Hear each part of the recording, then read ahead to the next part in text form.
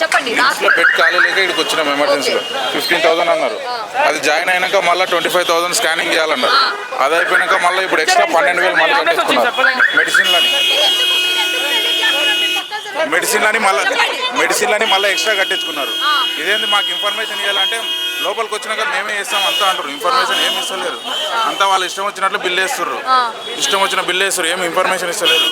ఒక్క night ventilator గురించి వస్తే 60,000 బిల్ వేస్తారు.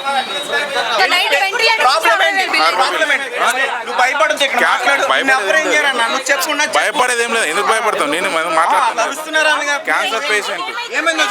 క్యాన్సర్ పేషెంట్ ఉన్నాడు. నిమ్స్లో బెడ్ ఖాళీ లేదని ఇక్కడికి వచ్చినాం. వెంటిలేటర్ కావాలి, ఓన్లీ వెంటిలేటర్ అని చెప్పినాం. అడ్మిట్ చేసుకున్నారు. అడ్మిట్ చేసుకున్నాక 15,000 అన్నారు. అయినాక స్కానింగ్లు కూడా కంపల్సరీ చేయాలన్నారు. అయినా చేయించినాం. అంతా అయిపోయింది. ఇంకా పొద్దునే పంపిస్తామన్నారు. మళ్ళీ ఇప్పుడు 12,000 బిల్లు కట్టాలి. మెడిసిన్ లేదంటారు. మెడిసిన్ నైట్ ఏం చెప్పలేరు కదా, ట్రీట్మెంట్ ఏం లేదు కాబట్టి ఏం లేదు అన్నారు. ఇప్పుడు మళ్ళీ కట్టిస్తున్నారు.